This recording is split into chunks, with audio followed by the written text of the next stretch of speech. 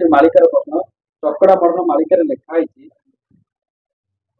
चारिदिगु भक्तर मिल जे दशापड़ा रकत बढ़िया आपरे कौन मालिकार विशेषता रही आप दर्शक मानक मालिका दर्शक अनेक देखुं अनेक प्रदर्शन चलती अनेक चैनल आम ये दैवार्चन चैनल सब निरा अनेक विलेखन चले आप कौन कह जय जगन्नाथ जय पंचसखा जय ध्यानकूट देखु समस्त भक्त जनसाधारण आमको मोर भक्ति निवेदन मोर इष्ट प्रभु बड़े बढ़िया ठाकुर बड़ ठाकुर को अनंत कोटि प्रणाम प्रणाम जगन्नाथ को प्रणाम पंच महापुरुष को प्रणाम माता सारला देवी को पाद तले मालिकार बहुविधि कथा आलोचना है समग्र केवल जो कहले गोटे टपिक से नुह समग्र ओडिशार पुरपल्ली ग्राम कथा समग्र ओडिशार विषय मालिकार विभिन्न स्थान आलोचना कराई जो युद्ध विभीषिका रक्तपात चंडीचाबड़ी मातिबे दुर्गति पड़ब बन्या बात्या भूमिकंप हम रंजा तारा पड़ब देश विदेश में सांप्रदायिक द्वंद्व हम आउ लोक मानकर परिस्थिति बदली जीव मनुष्य मान भितर किसी मनुष्यता रही अज्ञानता बढ़ीज लोक माने विचलित हेबे नाना प्रकार रोग आसव कहुई स्थान स्थान माने विभिन्न अघटन मान घटव ओडिशार पुरपल्ली रे विभिन्न जगार देवादेवी मान जाग्रत हेबे विभिन्न जगार विभिन्न कथा घटव तो जो मालिकार वर्णित है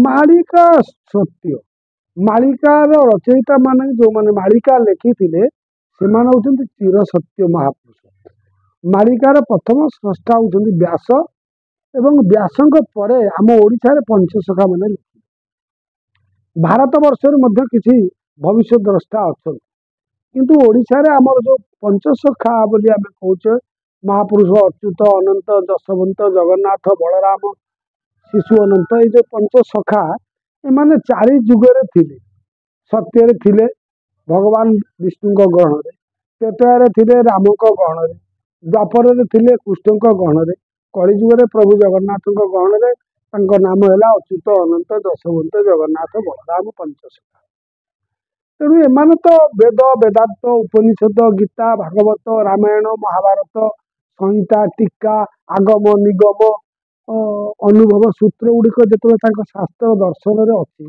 भविष्यवाणी देखि भविष्यवाणी अन्य नाम हूँ मालिका मालिका एम मिछ कहले एम गोटे दिग्दर्शन देते समाज को संस्कार करने बाट बटे जुगांतर अंतिम समय कौन कौन अघटन घटव गोटे जुगर अंतिम समय हेले कौन कौन घटे तार विवरणी वर्णना कर जुग अंतिम समय परिस्थिति एमाने वर्णना कर जो मैंने मालिका को नहीं विकृति शब्द बाढ़ुंट विकृति कथा कहते से मैंने कहींपर मालिका सत मिछ कि आम मालिकार तो प्रथम प्रार्थना चैनल मालिका विचार करी श्री जगन्नाथ पंचसखा आलोचना चक्र मालिका विषय आलोचना करी गोटे 8 मास भली नंदीघोष मालिका कही यापर आम बहु यूट्यूब चैनल माध्यम विभिन्न कथा कहते बहु लोक मत दौर मालिका मिथ्या बोली जो मैंने कहते मुझे नवेदन करी मालिका मिथ्या नुह अब मालिका को नहीं किसी चांचल्यकर बयान तथाकथित किसी लोक मालिकार तत्वटी को संपूर्ण भाव में अनुभव न करि पारि मत मतांतर दौरान आउ जो मैंने मालिका बुझी भी पारि ना जे सी कथा कहूँ ये से कथा कहूँ सी एमती कहला से बाबा सेमती कहला ये जो मतांतर नहीं मन गोटे प्रतिक्रिया होती मालिकार ताल कौन सत्य अच्छी ये गोटे कथा कहूँ सी गोटे कथा क्या कथा तो क्या बुझुन से जड़े व्यक्ति बुझा दरकार जे मालिका किए सत कहूँ न कहूँ अनुभव ना तुम यूट्यूब देखीदे खाली कौन जे सेगुड़ाक नुह से आसिक प्रकृत जो मैंने कहते सहित मिसिले अनुभव करें मालिका केते सत्य अच्छी खाली देखा शुणा भाव शुणाशुणी भाव गुरु बोलाइबे संप्रदाय ज्ञान नथिबो नाना जाति नाना तिलक करेंगे गुरु धर्म नाश जो महापुरुष लिखिं गोटे बाणी तेणु ए नाना मत नाना पथ लोक मत दौरान तेणु से को देखिकी किसी लोक मन में आसूची मालिका कहीं मिथ्या आपण ପ୍ରକୃତ ମାଳିକାକୁ ଗଲେ ପୋଥି ପାଣ୍ଡୁଲିପି ଆମେ ଜାଣିବାକୁ ପାଉଛୁ ଆପଣଙ୍କ ମାଳିକାର ପୋଥି ଆପଣଙ୍କ ପାଖରେ କାହା ପାଖରେ ନାହିଁ, ଆପଣଙ୍କ ପାଖରେ ଅଛି। ସେ ପୋଥିରେ କଣ ସବୁ ଲେଖା ଅଛି? ନାଇଁ, କାହା ପାଖରେ ନାହିଁ ବୋଲି ମୁଁ କହିପାରିବିନି, କାହା ପାଖରେ ବି ଥାଇପାରେ। କାରଣ ମାଳିକା ଯେତେବେଳେ ରଚନା କରିଥିଲେ ମହାପୁରୁଷ 500 ବର୍ଷ ତଳେ ତାଳପତ୍ର ପୋଥିରେ, ପରବର୍ତ୍ତୀ ସମୟରେ ତାର ପରିବର୍ତ୍ତନ ହେଇଛି। କେମିତି? ପୋଥି ପୋଥି ଆମେ ଆଜି ଓଡ଼ିଆ ଅନୁବାଦରେ ଯୋଉ ଗ୍ରନ୍ଥ ଗୁଡ଼ିକ ଯେମିତି ସଂସ୍କୃତରେ ଆଗ ବ୍ୟାସଦେବ ରଚନା କରିଥିଲେ, ତାପରେ ତାକୁ ଅନୁବାଦ କରାଯାଇଛି ଓଡ଼ିଆରେ। ବର୍ତ୍ତମାନ ସଂସ୍କୃତରେ ବ୍ୟାସଦେବ ଲେଖିଥିଲେ, ଶ୍ରୀଧର ଗୋସ୍ୱାମୀ ତାକୁ ଟୀକା କଲେ। ଟୀକା କଲେ ତାକୁ ଜଗନ୍ନାଥ ଦାସ ନବାକ୍ଷୀ ଛନ୍ଦରେ ମଧ୍ୟ ଭାଗବତ 12 ସ୍କନ୍ଧ ଲେଖିଲେ। ଯେମିତି ଏଇଟା ଗୋଟେ ବିକାଶିତ ହେଇଛି ପରବର୍ତ୍ତୀ, ସେମିତି ମାଳିକାର ମଧ୍ୟ ପରବର୍ତ୍ତୀ ଲେଖକ ଅଛନ୍ତି, ଲେଖିଛନ୍ତି। ମାନେ ସେକୁ ଅନୁସରଣ ଅନୁକରଣ କରି, କିନ୍ତୁ ତା ଦେହରେ କିଛି କଥା, ସମସାମୟିକ କଥା ଚତୁରାଇ ଲୋକମାନେ ଯୋଉମାନେ କିଛି ଭରି ଦେଇଛନ୍ତି, ଯୋଉଟା କି ମାଳିକାର ନାହିଁ, ତାକୁ ଯୋଡ଼ି ଦିଆଯାଇଛି। ଏମିତି ବି ଅନେକ ମାଳିକା ଆମ ଦୃଷ୍ଟିଗୋଚରକୁ ଆସୁଛି, ପୁସ୍ତକ ମିଳୁଛି ଯୋଉଥିରେ ଯୋଡ଼ା ଯୋଡ଼ି ପଦ ରହିଛି। କିନ୍ତୁ ଯେମିତି ଆମେ କହୁଛେ ଏ ମାଳିକାରେ ଅମୁକ ସ୍ଥାନ ସମକ ବର୍ଣ୍ଣନା ଅଛି, ତାର କେତେ ସତ୍ୟ ଅଛି। କିନ୍ତୁ ପ୍ରକୃତ ମାଳିକାର ରହସ୍ୟଟାକୁ ମାଳିକା ପଢିଲେ ତା ଜାଣିବେ। ଆପଣ ପ୍ରକୃତ 46 ପଟଳ ପଢନ୍ତୁ, ତତ୍ତ୍ୱବୋଧନୀ ପଢନ୍ତୁ, ଅଚ୍ୟୁତାନନ୍ଦଙ୍କର ଶୂନ୍ୟ ସଂହିତା ପଢନ୍ତୁ, ଅଚ୍ୟୁତାନନ୍ଦଙ୍କର ଗୁରୁଭକ୍ତି ଗୀତା ପଢନ୍ତୁ, ଅଚ୍ୟୁତାନନ୍ଦଙ୍କର ଆଗତ ଭବିଷ୍ୟତ ମାଳିକା ଟିକେ ପଢନ୍ତୁ, ତାହେଲେ ଜାଣିପାରିବେ ମାଳିକା କେତେ ସତ୍ୟ ଅଛି। କିନ୍ତୁ ଇଏ ଯୋଉ ଶୁଣାଶୁଣି ଭାବେ ଦେଖା ଦେଖି ଭାବେ ଯୋଉମାନେ ମାଳିକାକୁ ଖିଆଲି ମନରେ ରହୁଛନ୍ତି, ଏକଥା ବି ମୁଁ ସ୍ୱୀକାର କରୁଛି। ମୁଁ ଏବେ ଦୃଷ୍ଟିପାତ କରିଛି ଅନେକ ଚ୍ୟାନେଲରେ ଅନେକ ପ୍ରକାର ମତାନ୍ତର ସୃଷ୍ଟି ହେଉଛି। କିଏ କଳ୍କି ନାମକୁ ନେଇକି କଳ୍କି ଫଳକି କହିକି ଚାଞ୍ଚଲ୍ୟକର ବୟାନ ଦଉଛି, ତ କିଏ ମାଳିକାକୁ ନେଇ ଭିନ୍ନ ଭିନ୍ନ ମତ କରୁଛି, କହିଦଉଛି। କିନ୍ତୁ ତା ମାଳିକା ଭିତ୍ତି ଭୂମି ଉପରେ ରହିଛି। ମାଳିକାର ବାକ୍ୟ କେବେ ମିଥ୍ୟା ନୁହଁ, ମାଳିକା ବାଣୀ କେବେ ମିଥ୍ୟା ନୁହଁ। ତାକୁ ପ୍ରକୃତରେ ଉପଲବ୍ଧି କରିବା ଦରକାର। ଆମେ ବି ମାନୁଛୁ, ବେଳେ ବେଳେ ଆମେ ମାନେ ବିଭିନ୍ନ ପ୍ରକାର କଥା କହୁଥିଲା ବେଳେ ସାଧାରଣ ଲୋକ ତ ମାଳିକା ପଢି ନାହିଁ, ବୁଝି ନାହିଁ, ଜାଣି ନାହିଁ, ବା ମାଳିକାକୁ ଦେଖି ନାହିଁ, ପୋଥି କଣ, ପାଣ୍ଡୁଲିପି କଣ, ଗ୍ରନ୍ଥ କଣ ତାକୁ ଦେଖି ନାହିଁ। ତେଣୁ ସେ ତା କଥା ଉପରେ ଦିବସ ହବାଟା ସ୍ୱାଭାବିକ।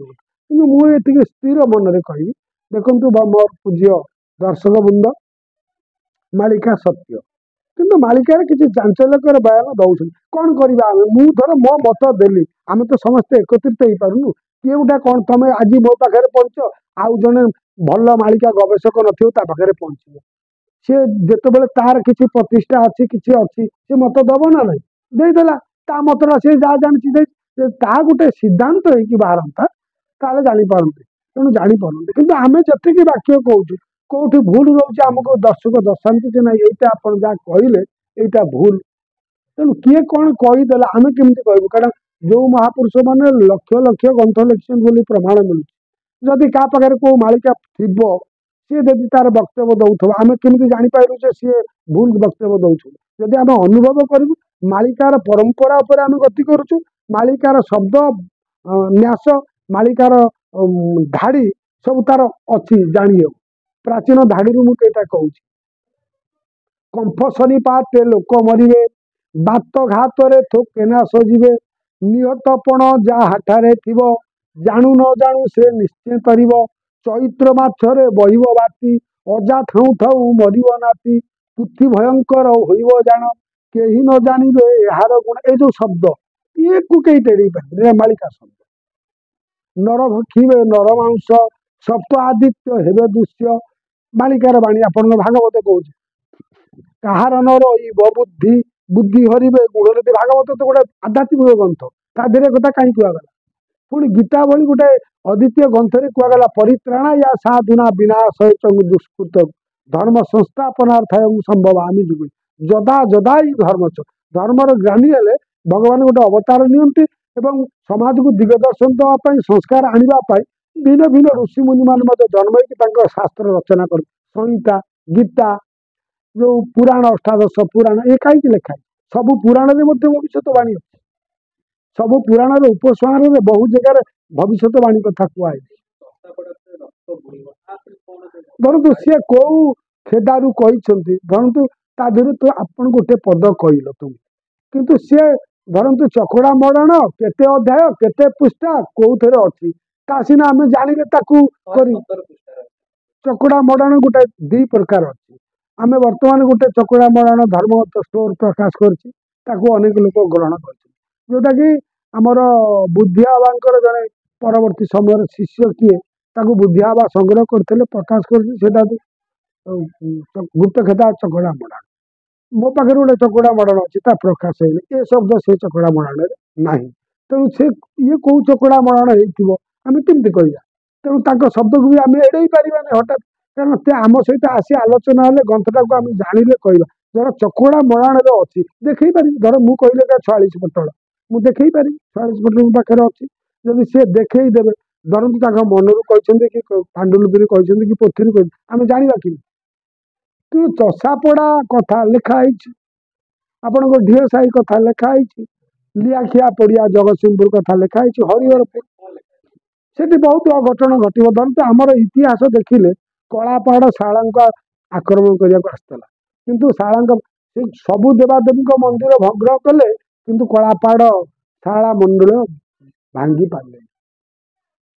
କଥିତ ଲୋକ କାହାଣୀରେ ରହିଛି ଯେ ମା ଶାରଳା କଳସ ଧରିକି ପାଣି ଆଣିବା ବାହାନାରେ ଉଭେଇ ଗଲେ, ତେଣୁ ସେ କିଛି କଳାପାହାଡ ପାଇଲା ନାହିଁ ମୂର୍ତ୍ତି ଫୂର୍ତ୍ତି। ଯେ ଏଇ ଆଶ୍ଚର୍ଯ୍ୟଟାକୁ ଉପଲବ୍ଧି କରି ସେଠି ଆଉ ସେ ମନ୍ଦିରକୁ ସେ ଭଗ୍ନ କଲାନି। ଏଇ ଯୋଉଠି କଥା ଅଛି, ଶାଳାଙ୍କୁ ନେଇ ବହୁ ଇତିହାସ ରହିଛି, ଶାଳା ମଣ୍ଡଳ ଏଟା। ତେଣୁ କେବେ ଭଗବାନ ପରଶୁରାମ ଆସିକି ତାଙ୍କୁ ସର ମୁଣ୍ଡରେ ଠାବ କରିଥିଲେ, କରିକି ତାଙ୍କୁ ଦେଖିବା ତାଙ୍କ ନାଁ ଶାରଳା ଦେଲେ, ତେତେ ଯିବେ। ସେ ଆଦି ଦେବୀ ସତ୍ୟ ଯୁଗରୁ ଥିଲେ, ସତୀ ତାଙ୍କ ନାଁ ସତୀ, ଆଦି ଶକ୍ତି। ସେ ଯେତେବେଳେ ଦକ୍ଷ ଯଜ୍ଞ ଭଗ୍ନ ବେଳେ ମା ପାର୍ବତୀ ବିସର୍ଜନ କଲେ ଯଜ୍ଞ ନାଳରେ, ସେତେବେଳେ ତାଙ୍କର ଇଏକୁ ଧରିକି ଭଗବାନ ଶିବ ତାଣ୍ଡବ କଲେ, ତାଣ୍ଡବ ନୃତ୍ୟ କଲେ। ଶଙ୍କର ଭଗବାନ କରିବା ଦ୍ୱାରା ତାଙ୍କର ସମସ୍ତ ଶରୀର ପ୍ରକ୍ଷିପ୍ତ ବିକ୍ଷିପ୍ତ ହେଇକି ବିଭିନ୍ନ ଆଡେ ପଡିଲେ, ପଡିବାରୁ ଚାରିଆଡେ ବିଚଳିତ ହେବାରୁ କୋଉଠି ଜୀବ ପଡିଲା, କୋଉଠି ହାତ ପଡିଲା, କୋଉଠି ତାଙ୍କର ଯୋଉ ଅଙ୍ଗ ଗୁଡିକ ଯୋଉଠି ପଡିଲା ସେଇ ଅନୁସାରେ ଦେବୀ ପୀଠ ଗଢିଲେ। ତେଣୁ ଏଇଟା ବାଣୀ କ୍ଷେତ୍ର, ଯିବା କ୍ଷେତ୍ର, ଏଇଠି ମଧ୍ୟ ଜୀବ ପଡିଥିବ, ଏଇଟା ଅସମ୍ଭବ କଣ? ତେଣୁ ମା ଆମର ଓଡିଶାରେ 12 ଜଣ ଦେବୀ ଅଛନ୍ତି ପ୍ରସିଦ୍ଧ, ଦ୍ୱାଦଶ ଦେବୀ। ସେ ଭିତରୁ ମଙ୍ଗଳା ଆସିବେ, ଶାରଳା ଆସିବେ, ବିରଜା ଆସିବେ, ସମଲାଇ ଆସିବେ, ସେଥିମଧ୍ୟରୁ ମା ବିମଳା ଆସିବେ ପୁରୀରେ, ଏବଂ ହିଙ୍ଗୁଳା ଆସିବେ, ମା ତାରା ତାରିଣୀ ଆସିବେ, ଏମିତି ଅନେକ ଦେବାଦେବୀ ଆସିବେ, ମାନେ ଆସିପାରନ୍ତି, କଟକ ଚଣ୍ଡୀ ବି ଆସିବେ। ତେଣୁ ଦ୍ୱାଦଶ ଦେବୀ ରୂପରେ ବିଦ୍ୟମାନ। ଏମନ୍ତେ ଦ୍ୱାଦଶ ନାମ ବ୍ରହ୍ମା ଗଲେ ଦେଇ ଆମେ ପଢୁଛେ ଯେ ଏ ନାମକୁ ନାମିତ କଲେ ବ୍ରହ୍ମା। ଯେତେବେଳେ ସୃଷ୍ଟିରେ ମା ଏମିତି ପଢିଲେ, ଯୋଉ ଯୋଉ ସ୍ଥାନରେ ପଢିଲେ ବ୍ରହ୍ମା ଏଇ ତାଙ୍କ ନାମକରଣ କରିଦେଇଗଲେ। ତେଣୁ ଆମ ଓଡିଶାରେ 12 ଜାଗାରେ ପଢିଥିଲେ, ତାଙ୍କୁ 12ଟି ନାମରେ ନାମିତ କଲେ। ତେଣୁ ଶକ୍ତି ପୀଠ ବି ଅଛି, ଆମର 64 ଯୋଗୀ ପୀଠ ଅଛି। ଆମର ବିଭିନ୍ନ ପୀଠରେ ମଧ୍ୟ ବିଭିନ୍ନତା ରହିଛି, ପ୍ରଚଳିତ ପନ୍ଥା ରହିଛି। ଯାଜପୁରରେ ମା ଦଶଭୁଜା ବିରଜା ରହିଛନ୍ତି, ସମ୍ବଲପୁରରେ ମା ସମଲାଇ ରହିଛନ୍ତି, ତେଣୁ ତାର ରୂପ ରହିଛି। ତେଣୁ ମୋ କହିବା କଥା ହଉଛି କଣ, ପୁରାଣ ଶାସ୍ତ୍ର ଯଦି ସତ୍ୟ, ବେଦ ବେଦାନ୍ତ ଯଦି ସତ୍ୟ, ଗୀତା ଭାଗବତ ଯଦି ସତ୍ୟ, ମାଳିକା ମଧ୍ୟ ସତ୍ୟ। କିନ୍ତୁ ଆମେ ମାନୁଛୁ ମାଳିକା କିଛି ପ୍ରକ୍ଷିପ୍ତ ହଉଛି, ମାଳିକାକୁ ନେଇ କିଛି ଚାଞ୍ଚଲ୍ୟ ବୟାନ ମତାନ୍ତର ମଧ୍ୟ ରହୁଛି, ଯାହା ସାଧାରଣ ଲୋକ କିଛି ବୁଝିପାରୁନାହାନ୍ତି। ଧରନ୍ତୁ ଭିନ୍ନ ଭିନ୍ନ ସାଧୁ ଅଛନ୍ତି, ଭିନ୍ନ ଭିନ୍ନ ଭାବରେ କହିଦଉଛନ୍ତି। ଧରନ୍ତୁ ଆମେ କୋଉ ସାଧୁଙ୍କର ଗୋଟେ କଣ କମର୍ସିଆଲ ନ୍ୟୁଜ ଉପରେ ଆମେ ମତ ଦେଇଦେଲୁ, କିନ୍ତୁ ତାଙ୍କର ଯେ ଶିଷ୍ୟ ଭକ୍ତ ଥିବେ ସେ କଣ କରିବେ, ତାଙ୍କୁ ମାନୁଥିବାରୁ ବିଶ୍ୱାସ କରୁଥିବାରୁ ସେ ଆମ ମତଟାକୁ କାଟିକି ସିଏ ଗୋଟେ ତାଙ୍କ ମତାମତରେ ବା ସିଏ ଦେଖିବେ ନାଇଁ ବାବା ଭୁଲ କହୁଛି, ସେଠି କଣ କରିପାରିବା କିଛି କରି। ତେଣୁ ଆମ ଭିତରେ ଗୋଟେ ସଂଗଠିତ ହେଲେ, ମୁଁ ତ ଓଡିଶା ସରକାର ମୁଖ୍ୟମନ୍ତ୍ରୀ ପ୍ରଧାନମନ୍ତ୍ରୀଙ୍କୁ ନିବେଦନ କରୁଛି ଯେ ଆମ ଭାରତୀୟ ଧର୍ମ ଦର୍ଶନର ତତ୍ଵ ତଥ୍ୟ ବା ଆମ ଉତ୍କଳର ଯୋଉ ପରମ୍ପରା ଅଛି ଜଗନ୍ନାଥ ସଂସ୍କୃତିକୁ ନେଇ ଯଦି ମାଳିକାରେ କିଛି ଅଛି, ତାକୁ ଗୋଟେ ଏକତ୍ରିତ କରିବ। କିଏ କରିବ? ପୃଥିବୀ କଥା ଲେଖା ହେଇଛି, ଆମେରିକା କଥା ଲେଖା ହେଇଛି, ରୁଷିଆ କଥା ଲେଖା ହେଇଛି, ଲଣ୍ଡନ ଫରେନ ବହୁତ, ସେଠି ସବୁ ଯୁଦ୍ଧ ମାନେ ଦେଶ ଦେଶ ଭିତରେ ବିଭ୍ରାନ୍ତକର ଯୋଉ ହବ ବା ଯୁଦ୍ଧ ଯୋଉ ହବ, ଆଉ ରୁଷିଆର କଣ ଭୂମିକା ରହିବ, ଆମେରିକାର କଣ ଭୂମିକା ରହିବ, ଏଇଟା ଗୋଟେ ଅନ୍ତିମ ସମୟରେ କଳିଯୁଗରେ ଏଇ ସବୁ ଘଟଣା ଘଟିବ ବୋଲି ମାଳିକାରୁ ସୂଚନା ମିଳେ। କେତେ ସତ୍ୟ କେତେ ମିଛ ସେ ଅଲଗା କଥା, କିନ୍ତୁ ରୁଷିଆ ମୂଲକେ ସୁବାସ ରହିଛି, ସୁଭାଷ ବୋଷ ଇତିହାସରେ ଦେଖିଲେ ଯେ 600 ବର୍ଷ ତଳେ ସେମାନେ କେମିତି ଜାଣିଥିଲେ ରୁଷିଆ ସୁଭାଷ ବୋଷ ନାମକ ଜଣେ ବ୍ୟକ୍ତି ଜନ୍ମ ହେବ ଭାରତ ବର୍ଷରେ, ସେ ରୁଷିଆ ମୁଲକରେ ରହିବ ଅଛି। ମାଳିକାରେ ବହୁ ସତ୍ୟ ଅଛି, କିନ୍ତୁ ସେ ସତ୍ୟଟାକୁ ଲୁଚେଇ ଦେଇ ଯଦି ଆମେ ଆମର ସ୍ୱାର୍ଥ ପାଇଁ ଅନ୍ଧ ହୋଇ ଆମେ ଆମ ନିଜ କଥା କହିବା, ମାଳିକାରେ 2 ଧାଡି 5 ଧାଡି କହିଦେଇକି କହିବା ଏଇ ଜାଗାଟା ସିଦ୍ଧାନ୍ତ। ଧରନ୍ତୁ ଏଇଟା ଧ୍ୟାନକୁଦ ପୀଠ, ଦେଖନ୍ତୁ ଆର ପ୍ରମାଣ ଚିତ୍ର। ଧ୍ୟାନକୁଦେ ପୁଣ କୁଣ୍ଡ ବଳ ଦାରେ କରିଲୁ ପୁରୀ ରହଣୀ, ରଣପୁର ବଣି ଖଣ୍ଡରେ ରହିଲୁ ହରିବଂଶକୁ ବଖାଣି। ରହୁଥିଲେ ମହାପୁରୁଷ ଏଠି, କିନ୍ତୁ ମିଥ୍ୟା। ଧ୍ୟାନକୁ ଦେ ବସି ଧ୍ୟାନ ଯେ କଲୁ, ଧ୍ୟାନରେ ପଞ୍ଚଶ ଖାଏ ଜାଣି, ଧ୍ୟାନ କରୁଥିଲେ। ଏଇ ଯୋଉ ପ୍ରମାଣ ଯେ ଗୁପ୍ତ ବୃନ୍ଦାବନ ଧ୍ୟାନ କୁଦରେ ମିଳିବୁ, ଗୁଜରି ଲୀଳା ଭିଆଇ ଭକ୍ତଙ୍କୁ ତୋଷିବୁ, ଏମିତି ମିଥ୍ୟା ପ୍ରମାଣ ଅଛି ନା। ତେଣୁ ଖାଲି ମାଳିକାରେ ନୁହଁ, ଖାଲି ମାଳିକା ପୀଠ ନୁହଁ, ଶାସ୍ତ୍ରରେ ବି ଅଛି। ମହାପୁରୁଷ ମାନେ ଏଠି ଧ୍ୟାନ କରୁଥିଲେ, ଏଇଠି ଧ୍ୟାନ କରି ସିଦ୍ଧି ଲାଭ କଲେ, ମିଥ୍ୟା କାହିଁକି ହବ? ଧରନ୍ତୁ ଆମର ଏବେ ଗୋଟେ ଦେଖିଲି ଚ୍ୟାନେଲରେ 4 ଜଣ ବସିକି ତାକୁ ଡିସିସନ ଦଉଥିଲେ କଳିକ ବୋଧେ, ସେ କୌଣସି ସିଦ୍ଧାନ୍ତରେ ପହଞ୍ଚି ପାରିଲେନି। ଯୋଉ ସିଦ୍ଧାନ୍ତରେ ପହଞ୍ଚିଲେ ଯେ ଶେଷ ପରିଣତି ହେଲା ଯେ ଈଶ୍ୱର ବୋଲି କିଛି ନା କିଛି ଅଛି।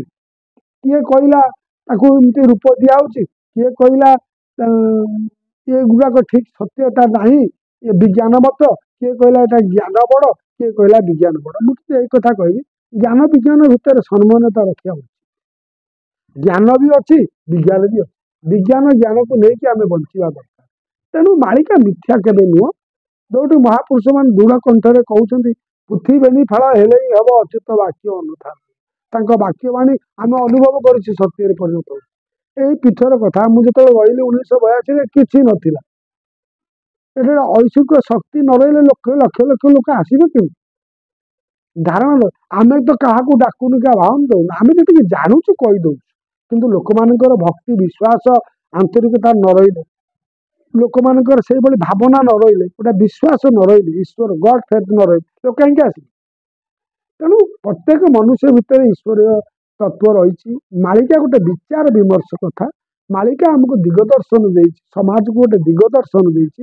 ଖାଲି ମାଳିକା ଭବିଷ୍ୟତ ବାଣୀ ନୁହଁ, ମାଳିକା ମଧ୍ୟ ଆଧ୍ୟାତ୍ମିକ ବାଣୀ, ମାଳିକା ମଧ୍ୟ ଆତ୍ମଜ୍ଞାନ ତତ୍ଵ ଏବଂ ଯୋଗ ସାଧନା ସମ୍ପର୍କରେ ମଧ୍ୟ ମାଳିକାରେ ଉଲ୍ଲେଖ ଅଛି। ସେଟା କିନ୍ତୁ ମିଥ୍ୟା ହବ। ମୁଁ କେତେ ଉଦାହରଣ ଦେଇ ସାରିଛି, ମୁଁ ଆଉ ଗୋଟେ ଦୌଡଉଛି। କୁଟ ସୁବିଚାର ତ୍ରିକୁଟରେ ଘର, ତ୍ରିବେଣୀରେ ସ୍ନାନ କର, ତ୍ରିପୁରାଙ୍କୁ ସେବ, ତ୍ରିଗୁଣଙ୍କୁ ତେଜ, ଆପେ ଆପଣା ଠାକୁର। ଏଠି ଗୋଟେ ମାଳିକା ଶିବକଳ୍ପର ବାଣୀ ଅଛି। ସେଠି ଭବିଷ୍ୟତ କଥା କୁହାଯାଇଛି, ମକାମଦିନା କଥା କୁହାଯାଇଛି, 22 ବାଚ ମିନ ଖେଳିବ କଥା କୁହାଯାଇଛି। କିନ୍ତୁ ଏଠି ଏ ପଦଟେ କେମିତି କହୁଛନ୍ତି? ଏଟା ତତ୍ଵ, ଏଟା ଏ ପଦଟି ସମ୍ପୂର୍ଣ୍ଣ ତତ୍ଵ। କୁଟ ସୁବିଚାର, ତ୍ରିକୁଟରେ ଘର ମାନେ ତ୍ରିକୁଟକୁ ଚାହୁଁ, ତ୍ରିବେଣୀରେ ସ୍ନାନ କର, ଗଙ୍ଗା ଯମୁନା ସରସ୍ୱତୀ ତମ ଦେହରେ ବହୁଛନ୍ତି ତ୍ରିବେଣୀ ଧାର, ତା ଭିତରେ ସ୍ନାନ କର। ତ୍ରିପୁରାଙ୍କୁ ସେବ, ତ୍ରିକୁଟରେ ମା ଯୋଗମାୟା ଆଦିଶକ୍ତି ରହୁଛନ୍ତି, ଯିଏ ସାଧକ ତାକୁ ସେବା କରିପାରିବ। ତ୍ରିପୁରାଙ୍କୁ ସେବ, ତ୍ରିଗୁଣକୁ ତେଜ, କାମ କ୍ରୋଧ ଲୋଭ ଏ ତ୍ରିଗୁଣକୁ ତ୍ୟାଗ କର, ତାହେଲେ ତମରି ଭିତରେ ହିଁ ଠାକୁର ତମକୁ ମିଳେ। ଠାକୁର କୋଉଠି ନାହାନ୍ତି, ଖୋଜିଲେ ମୁନିରେ ମିଳିବନି।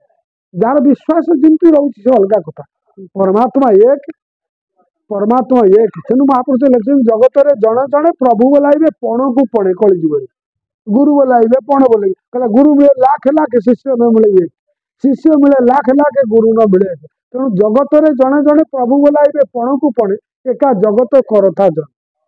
ତେଣୁ ଜଗତ ପୁଣି ମାଳିକାରେ ମଧ୍ୟ ଲେଖା ହେଇଛି ଯେ ତାହାର କଳିର ପ୍ରଭାବରେ ବିଭିନ୍ନ କଥା ହବ, ଯେମିତି ଠକ ଠକୁଆ ଖଚୁଆ ଯେତେ ସଂସାରେ, ଠିକଣା ପଡିବେ ସବୁ କାଳିକା ଖପରେ, ଠକ ଭଣ୍ଡ ଠିକଣାରେ କଟା ହେବ ମୁଣ୍ଡ।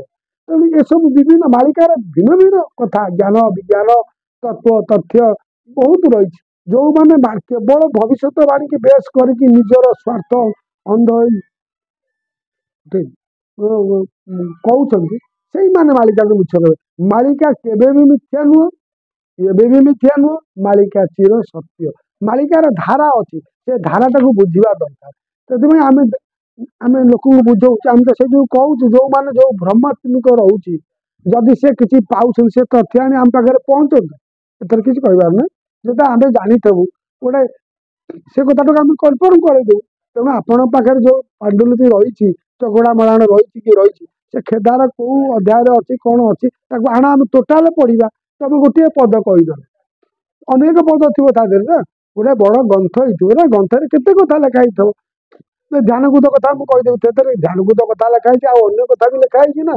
ମୁଁ ଗୋଟେ ପଦ କହୁଥିଲି ଯୋଉଟା, ଯେ ଧ୍ୟାନକୁଦେ ପୁଣି କୁଣ୍ଡ ବଳଦା ଦିଟା ସ୍ଥାନ, କୁଣ୍ଡ ବଳଦାରେ କରିଲୁ ପୁରୀ ରହି, ପୁରୀ ରହିଲେ ରଣପୁର ବଣିଖଣ୍ଡ, ରଣପୁର ରାଜାଙ୍କ ପାଖରେ ରହିଲେ ପୃଷ୍ଠପୋଷକତା କରି ହରିବଂଶ ଲେଖିଲେ। ତେଣୁ ସେ ଲେଖୁଛନ୍ତି ନା, ଗୋଟିଏ ପଦରେ କେତେ କଥା ଲେଖୁଛନ୍ତି। ତେଣୁ ତମେ ନିର୍ଦ୍ଦିଷ୍ଟ କଥାଟାକୁ କହିଦେଲେ ହବନି। କୋଉଠି ରକ୍ତପାତ ହବ, କୋଉଠି ବନ୍ୟା ବାତ୍ୟା ହେଇଯିବ, କୋଉଠି ଭୂମିକମ୍ପ ହେଇଯିବ, କୋଉ କିଛି ହବ, ଯେମିତି 12 ହାତେ ଦୀର୍ଘ ବରଫ ପଡିବ, ପଥ ନ ଦିଶିବ କାହିଁ, ଚତୁର୍ଦଶ ଦିନ ଦ୍ୱାର ନ ଖୋଲିବ ହେତୁ ରଖବାର ପଇ। ଏ ଗୋଟେ ପଦ ଅଛି ନା। 14 ଦିନ ଗୋଟେ ନିର୍ଦ୍ଦିଷ୍ଟ ମନ୍ଦିର ବନ୍ଦ ରହିବ, ପଥ ନ ଖୋଲିବ, 12 ହାତେ ଦୀର୍ଘ ବରଫ ପଡିବ, ମିଥ୍ୟା କାହିଁକି ହବ। ବର୍ତ୍ତମାନ ପ୍ରଚଣ୍ଡ ହୋଇବ ରବିର ଖରା, ଦିବସେ ଉଦିତ ହୋଇବ ଖରା। ଏବେ ବର୍ଷା ଦିନ, ଶୀତ ଦିନ ଆସିଲାଣି, ଖରା କେତେ କମ୍ପନ ହଉଛି, ରାତିରେ ଫ୍ୟାନ ନ ଲଗେଇଲେ ବଞ୍ଚି ପାରୁନି। ଆଉ ଖରା ଦିନ ବେଳକୁ କଣ ହବ ସେଟା କହି ହବନି।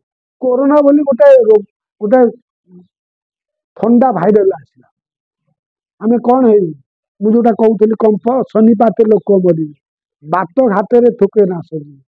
ନିହତପଣ ଯୋଉମାନେ ଆକୁ ଜାଗ୍ରତ ରହିବେ, ଯୋଉମାନେ ସ୍ୱର ତତ୍ତ୍ୱକୁ ସାଧିବେ, ଯୋଉମାନେ ଘରକୁ ଜଗିଦେବେ, ନିଜର ଚେତନାରେ ଗାଧୁଆ ସ୍ନାନ ଶୌଚ ହଉଥିବେ, ତାଙ୍କୁ କାହିଁକି ସେ ରୋଗ ଧରିବ। ଯୋଉମାନେ ଅସଚେତନ ରହିବେ, ତାଙ୍କୁ ସେ ରୋଗ ଧରିବ। ଆମର ଗାଧେଇବା ଖାଇବାର ଟାଇମ ବି ଅଛି, ଶୋଇବାର ଟାଇମ ଅଛି, ସବୁର ନିୟମ ନୀତି ଅଛି। କେତେବେଳେ ସ୍ନାନ କରିବ, କେତେବେଳେ ଭୋଜନ କରିବ, କେତେବେଳେ ଶୟନ କରିବ, ଏହାର ବିଧାନ ଅଛି। ଆଗ ଆମ ଭିତରକୁ ସିନା ଗଲେ ଜାଣିବା, ତେଣୁ ଏ ଆଧ୍ୟାତ୍ମିକ ଭିତରକୁ ଗଲେ ଜାଣିବା। ତେଣୁ ସବୁ ଜିନିଷର ସତ୍ୟତା ଅଛି, ସବୁ କିଛି ଜିନିଷର। ଆପଣ ଜ୍ୟୋତିଷ ଶାସ୍ତ୍ର ସତ୍ୟତା ନାହିଁ, ଅଛି। ସବୁ କିଛି ଜିନିଷର ଇତିହାସ ଅଛି, କିନ୍ତୁ ତାକୁ ଉପଲବ୍ଧି କରିବା ଦରକାର। କିଛି ଲୋକ ଉପଲବ୍ଧି ନ କରିପାରି ନିରାଶ ବୋଧ ମନେ କରିଦେବ, ନାହିଁ ଏଠାରେ କିଛି ନାହିଁ। ନାହିଁ, ସବୁଥିରେ। ବିଷ୍ଣୁ ପୁରାଣରେ ଭବିଷ୍ୟତ କଥା ଅଛି, ବ୍ରହ୍ମାଣ୍ଡ ପୁରାଣରେ, ବ୍ରହ୍ମ ପୁରାଣରେ ଭବିଷ୍ୟତ କଥା ଲେଖା ଅଛି। ବ୍ୟାସଦେବ ବହୁ ଜାଗାରେ, ବହୁ ସ୍ଥାନରେ ଭବିଷ୍ୟତ ବାଣୀ ଲେଖିଛନ୍ତି। ମିଥ୍ୟା ଲେଖିଛନ୍ତି, ସେଟାକୁ ଆପଣ କେତେ ଲୋକ କହନ୍ତି ପୁରାଣ ଗୋଟେ କାହାଣୀ, ପୁରାଣ ଗୋଟେ ଗପ। ସେ ଗପ ଭିତରେ ବହୁ ପ୍ରାଚୀନତା ଅଛି ନା ନାହିଁ, ତତ୍ଵ ଅଛି ନା ନାହିଁ। ଯଦି ଆଜି ଆମେ 12 ମାସରେ 13 ପର୍ବ ପାଳନ କରୁ, ଜଗନ୍ନାଥ ସଂସ୍କୃତିର କାହାଣୀ। ଆମର ପର୍ବପର୍ବାଣୀ, ଓଷା, ଦେବାଦେବୀ କାହାଣୀ। ତେଣୁ ମହାପୁରୁଷ ମାନେ ପ୍ରତିଷ୍ଠିତ ସନ୍ଥ ନା, ସେମାନେ ସିଦ୍ଧ ପୁରୁଷ ନା, ସେମାନେ କାହିଁକି ମଣିଷକୁ ପଥରା କରିବେ। ବର୍ତ୍ତମାନ କିଛି ଲୋକ ମାଳିକାକୁ ନେଇ ବିଭ୍ରାନ୍ତକର ମତାନ୍ତର ପ୍ରକାଶ କଲାକୁ କିଛି ଲୋକଙ୍କର ପ୍ରତିକ୍ରିୟା ଆସୁଛି। କିନ୍ତୁ ମାଳିକା ସତ୍ୟ, ମାଳିକାକୁ ବୁଝନ୍ତୁ, ଅନୁଭବ କରନ୍ତୁ।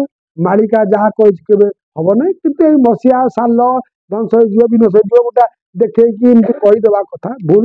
କିନ୍ତୁ ମାଳିକା ଚିର ସତ୍ୟ, ମହାପୁରୁଷଙ୍କର ବାଣୀ ଅଟଳ ଧ୍ରୁବ ବାକ୍ୟ। ତେଣୁ ପୂର୍ବ ଭାନୁ ବା ପଶ୍ଚିମ ଯିବ ଅଚ୍ୟୁତ, ଯୋଉଠି ବାକ୍ୟରେ କହୁଛନ୍ତି ପୂର୍ବ ଭାନୁ ପଶ୍ଚିମକୁ ଯାଇପାରେ, ମୋ ବାକ୍ୟ କେହି ଚଳିବନି। ତେଣୁ ସେଇ କଂକ୍ରିଟ ମାଳିକାଟା ବା ସେଇ ସିଦ୍ଧାନ୍ତ ମାଳିକାଟା ସମସ୍ତଙ୍କ ପାଖରେ ରହିବା ଦରକାର। ତା କଥା ଶୁଣିକି ଭାସିଯିବା ଉଚିତ। କିନ୍ତୁ ଏବେ ମଧ୍ୟ ପୋଥିର ସଂସ୍କରଣ ବଦଳିଛି, ବହି ପ୍ରକାଶ ପାଇଲାଣି। ସେ ବହିରେ କିଛି ବହି ମଧ୍ୟ ଅଛି ତା ଦେହରେ ସତ୍ୟତା ରହିଛି, ତାକୁ କିନ୍ତୁ ଅନୁଭବ, ଗବେଷଣା, ସାଧନା କରିବା ଦରକାର। ମୁଁ ଏତିକି କହିବି ଜନସାଧାରଣଙ୍କୁ, ମାଳିକାକୁ ନେଇ ବିଭ୍ରାନ୍ତ ହୁଅନ୍ତୁନି। ମାଳିକା ଦିଗ ଦର୍ଶନ ଦେଇଯାଇଛି, ମାଳିକା ଯାହା କହିଛି ତାହା ମଧ୍ୟ ସତ୍ୟ। ବହୁତ ଜିନିଷ ବାକି ଅଛି, କଳ୍କୀ ଅବତାର ବାକି ଅଛି, ଯୁଗ ଶେଷ ବାକି ଅଛି, ଏବଂ ଯୋଉ ସବୁ ଘଟଣା ଲେଖିଛନ୍ତି ସେ ଅନେକ ଜିନିଷ ଘଟିଥିଲେ ମଧ୍ୟ ଅନେକ ବାକି ଅଛି। ତେଣୁ ଯୋଉମାନେ ଜାଣି ପାରୁନାହାନ୍ତି ସେମାନେ ଭାବୁଛନ୍ତି କିଛି ଭୁଲ ଅଛି, ତେଣୁ ଘଟିବ। ମାଳିକାରେ ଯାହା ଅଛି ତାହା ନିଶ୍ଚୟ ଘଟିବ, ତାକୁ କେହି ଏଡେଇ ପାରିବେ। ଜୟ ଜଗନ୍ନାଥ, ଜୟ ପଞ୍ଚସଖା, ଜୟ ଧ୍ୟାନ।